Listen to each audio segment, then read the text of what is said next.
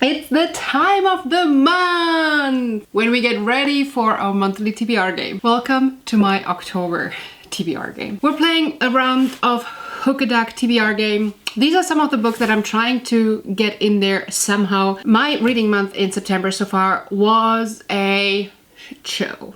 Not good. I'm so busy with work and these must just happen. I mean, my August was amazing, so September was not. That's a fine, but it leaves me with a lot of books from my September TBR that I want to get in now again as well, and then a few more that are book clubs, etc. So let's see if we can get some of them into our game. How is the game played? I'm gonna pick a duck from my little pond here, and then I'm going to match the color from the bottom of the duck with a wonderful card. I have a bunch of new cards that my friend Adi made for me. There's, for example, the Around the World book recommendations, which is referring to my Around the World book recommendation videos that are more TBR reviews than book recommendations because I haven't read those yet, so I would have to go and pick from these videos. The black stands for Sci-Fi Afrofuturism. The purple stands for historical fiction. The green stands for an arc. The red stands for a contemporary. The yellow stands for out of my comfort zone, which includes short stories, horror, and something like maybe, aside from anthologies, maybe non-fiction. There's a bunch that I would potentially consider out of my comfort zone. Orange is fantasy. So let's give this a stir. For some reason the motor down there isn't working. The game is over once I have picked 2 green ducks because I want to make sure that I read at least 2 arcs in a month. Let's pick the first one, and you are it. There we go. And we have black, Sci-Fi Afrofuturism. All right, let us pick a card. I do have a Sci-Fi Afrofuturism on that list. Let's see if my prompt can match this. But I have other sci-fi fantasies as well. Let's see. And the prompt is less than 250 pages. Murderbot would be great for that, but I already read Murderbot. You are definitely over 250 pages. I think none of them is a shorter one. Nope. So let's see. What can we do for this? For sci-fi and less than 250 pages, I ended up picking Sternenscherben by Teresa Kuba. Translated, that means star, like shatter maybe, pieces, I don't know. But this is by the Drachenmund Verlag, which I have gotten some boxes from. And I haven't read much of them, but I kind of want to just get through them and get rid of them. And I've had a really hit and miss with this publisher. It's a German publisher. They concentrate on fantasy, paranormal, urban fantasy, romance, YA, and that's a hit and miss for me. The sci-fi so far was a really hit, and so I'm hoping that this is really good as well. I don't know much about this aside from this being this typical dystopian sci-fi-ish thing where we have a caste system or a class system.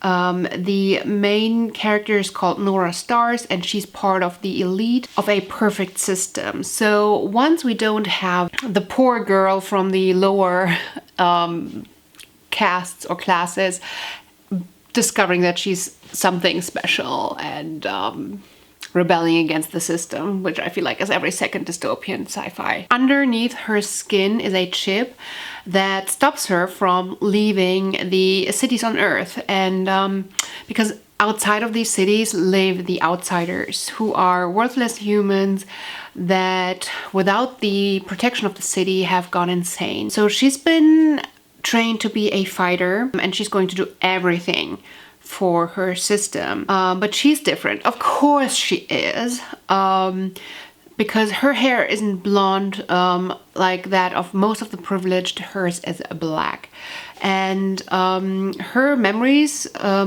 like all her memories from before her 18th birthday, are being erased. All of a sudden she's getting like images from a past life. I feel like I've heard this plot before. If you think you have heard this plot before as well, please put down in the comments which plot does this remind me of. Which book erases memories at 18 and you have this like elite system, yada yada yada. I don't know, but I'm intrigued to see how this book is. It's a shorter one. I love the way that it's printed. It actually also has multiple point of views. Let's see. I am predicting that this is either going to be a DNF or a 4 or 5 star. I hope the sun is not messing with the lighting, but I didn't want to wait to film when the sun is down, so pick number 2.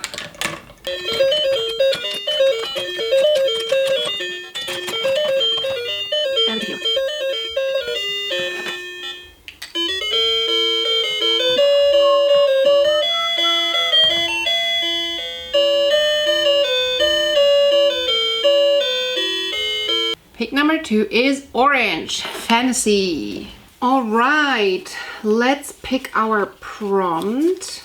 Title with 3 or less words. Okay, we can do that. I definitely have one up here, and that is Elantris. So for this one, probably gonna do Elantris. The Great Hunt would be title with less than 3 words. I think that's all the fantasy I have on here. So probably Elantris. Title with 3 or less words, and for this one we stuck with Elantris. I am so behind on this. I had this on my TBR for like so many times and I keep not getting to it, but I'm so hyped to get to this. It's so weird. I oftentimes just deprioritize it because I'm like, I'm gonna get to it soon. Like, it's okay if you don't get picked this month because you're gonna be picked next month again. But now I finally need to get to it, so let's do this. Know nothing about Elantris, don't want to know anything about Elantris aside from it's being a fantasy and first fantasies written by Brent Sanderson, and I'm stoked to get into this world. All right, pick number 3. Come on. Does this mean I'm picking 2? I think it means I'm picking 2. We're going to do number 3, which is Out of Comfort Zone. And Black, another sci-fi futurism, yes! Okay, let's pick 4 Out of Comfort Zone first. Hopefully that's the only Out of Comfort Zone. I'm not doing well with those. So Out of Comfort Zone, from my top shelf? Do I have anything on my top shelf that's out of my comfort zone? Maybe a German one would be out of comfort zone. I have a non-fiction, which is a big chunker. Maybe is this one like, maybe Chicklet? Chicklet would be considered out of comfort zone, right? Let's think about it. An out of comfort zone from my top shelf is Foul is Fair. I mean, I think that the cover is definitely not out of my comfort zone, but this sounds like a murder mystery in a chicklet way, sort of. And I don't know, that's intriguing, but also a little bit out of my comfort zone as well. I don't read a lot of thrillers. Sometimes I do, and then I love them, but combine it with chicklet and I don't know what I'm in for. I'm intrigued enough to wanting to read this and really wanting to get through this, but I'm also scared because this could be like just not my thing. In the morning, I put on my makeup, go to the salon. An old lady gives me new nails, looks at the bruises on my neck and the scratches across my face, doesn't say anything. I point at my hair and I say, this color, you know what it's called? She shakes her head, no. I say, revenge. Jade Kanjara and her best friends rule the glittering LA circle. They decide how the party ends every night but one. Now there's no mercy left and the girls won't rest until they get bloody satisfaction. This too can go either way. This can go corny and catering more towards the thriller chicklet reader type, or this could go really good, going towards the cruel revenge thriller reading type, which probably I would dig more. And then there was a sci-fi Afrofuturism.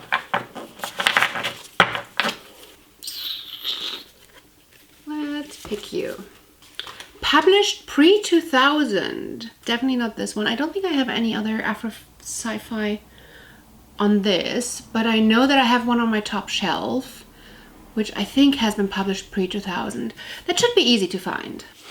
A sci-fi published before the year 2000. For this one, I was contemplating going with A.D. Foster's Sentence to Prison because I keep getting recommended to read something from by A.D. Foster by Rudy, and he really wants me to read it, but it's already on my top shelf, and I'm sure it's gonna be picked soon.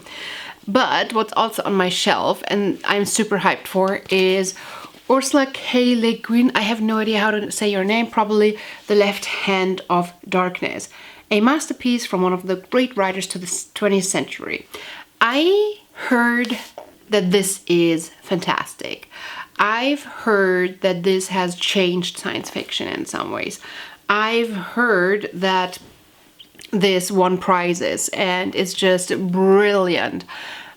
I don't think I want to know anything about it because if it's that brilliant, I probably want to experience it. But what other people say is it's a giant thought experiment that's also a cracking good read about gender, and I am here for that. This was a blind date with a book that I got sent by a blinddatewithabook.com, and the words that were on the packaging was ambisexuality. Interesting. Cold as ice. Who's cold as ice? When I read this and I saw the cover, I was like, is this playing in like Alaska, Antarctica? That's what I thought. And The Left Hand of Darkness, it looked like a thriller, and I completely deprioritized it. I don't know why, because it does say adventure and connection, whatever that is supposed to mean. I'm not the biggest adventure person, so it didn't turn me on so far. And then highbrow sci-fi. Why have I deprioritized that? I have no idea. But what is highbrow sci-fi? I have never heard this word before. What do you think highbrow sci-fi is? Do I have to Google that? Should I know that? Is that a term I should know? What is highbrow sci-fi? Please tell me. But after having it on my shelf for a while, I saw all these, oh, this is so genius, and this is such an important part of like sci-fi and yada yada yada. And then I was like, well, maybe I gotta read it sooner rather than later. So we're gonna attempt it this month. But we're up to 4 picks and we have not picked an arc yet. All right, let's pick you back there. And then we're gonna mix it up. Ooh. Okay. We have a contemporary, and contemporary is also like thrillers, it can be chick lit, anything that's contemporary. So anything that plays in the now, pretty much. And we're going to do an even number of pages. I think I have a few. So if the shoe fits, that could also be out of comfort zone, but it's not on my top shelf. This has 292. I don't know if this is considered contemporary. I would have to look that up. But it has 428. This one, ooh, this one. This is the Pacific Crest Trail Killer, and this one is a thriller, so 644. I got so distracted because literally the last page of the book says, behind these pages you will have the, is it not necessarily an epilogue, but like an afterthought. Careful, it'll spoil you. Only read at the after reading the book. So this one definitely is for contemporary even number of pages. So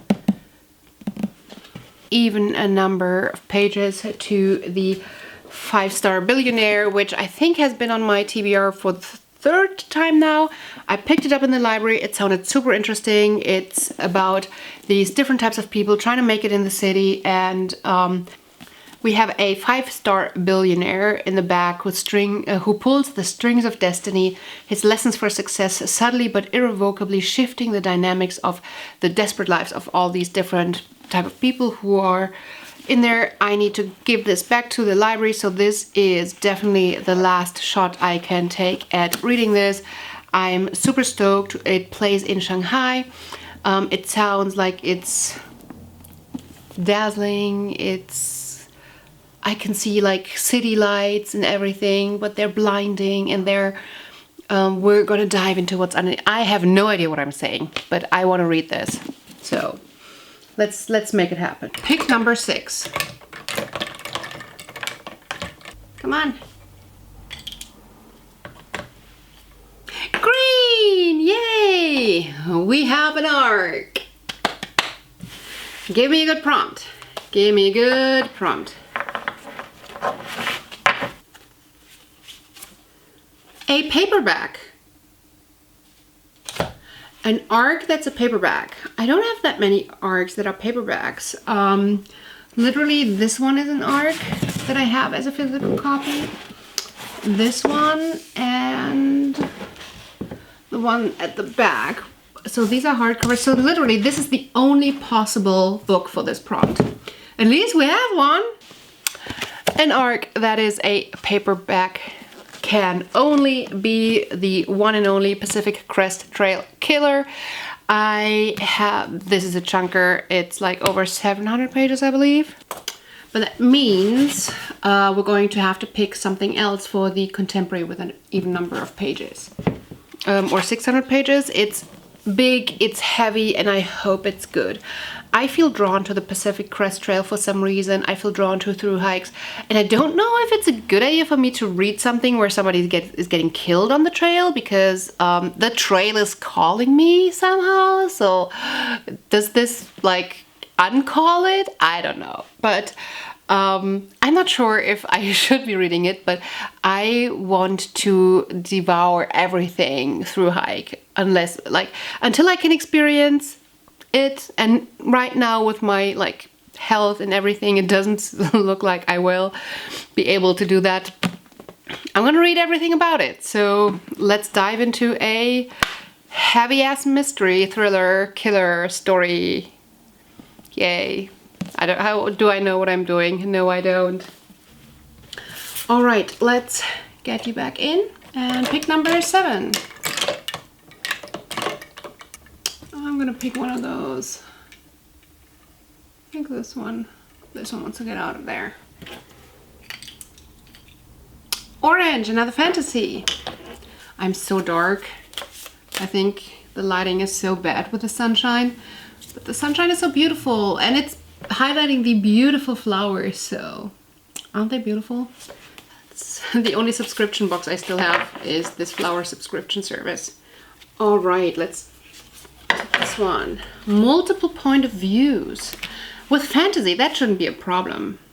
Does Elantris or the Great Hunt have multiple point of views? I don't think technically they do. I mean, the Great Hunt is following people in a way that they could be considered point of view, kind of. But maybe I'm gonna have to think about this a little bit more. Fantasy multiple point of views. For this one, I will be reading this bad boy. Wings of Shadow. It's the 3rd in the Crown of Feathers trilogy. I loved the first 2. I've sent them out as traveling books, so people take notes in it and then send it to others. And I'm going to send this out too, and I was contemplating, should I be reading it first and then send it out? Or should I send it out and then read it? And I just thought, if I send it out, it's probably going to take a year or 2, probably more 2 years until it gets back to me. Do I want to wait that long to finish the series that I love? No, I don't. I definitely don't. So let's make this happen, because I need to send this soonish. So let's read this as soon as possible this month. I'm stoked for this. I can't tell you anything about it because spoilers, but it's good. It's a good fantasy. I remember loving about the first one that there were some tropes that were kind of subtly put on their head. It's not like satire or where something is blatantly switched on its head, or tropes very bluntly not being fulfilled or not being followed. Here it's just that with a few things I expected a trope or like the trap of going that way, and it wasn't done. And it was some things that were like kind of pet peeves of mine, so I was so grateful and I loved it for that. And I loved the characters, and I loved some of the dynamics and some of the storytelling, and I loved some of the storylines. So yeah, enough said. Let's go read it. All right, let's pick you. I want you. Come on. Come on, girl. Green! And this, the game has ended. Let's pick this one. A subscription book box. Okay. That's literally... Well, it's not possible. I was thinking an arc that I need to review from a subscription box. That's not possible. I got one that I also have as an arc. I actually... Does it count if I have the sequel in a subscription box? And no, I have the first in the series in the subscription box, and I have the sequel as an arc. I think that counts, and that opens up a little bit more. Let's do that. And then last but not least, an arc from a subscription box, which I don't really have. I have a couple of arcs that were sent with subscription boxes, but that's not really the idea behind it. The idea behind it is that I have arcs that I need to review, that I want to get through. And I have the second in the series for this one. And I got it because when I first got this in the subscription box, I don't know where did I get this. It was not the Fairy Loot. It wasn't the Strand, because the little book plate is by the Strand. And I was super hyped for this because it sounded really cool. It sounded like I love magical school setting, and that's what this is about. It sounds deadly in this school setting, so kind of like Harry Potter on steroids. I don't know, it just sounded cool and like right up my alley. I didn't get to it, and I saw that the second one was already out, and I was like, yeah, heck yeah, I'm gonna request that. I'm sure I'm gonna love it, so let's go for the second one. And I got approved, and then I saw all these reviews coming in from people who were like, maybe it's not the best, and I was like, oh, damn, I know I have the second one, what am I gonna do? It still has a good rating, but a couple of people that I trust their judgment because we have similar taste didn't like it. Damn. So that's why I've been putting this off. Let's get to it this month so I can get to the second one, review it, and be done with it. And hopefully I'm gonna fall in love with it. And this is the first where my opinion will differ from the people that didn't like it and that I follow.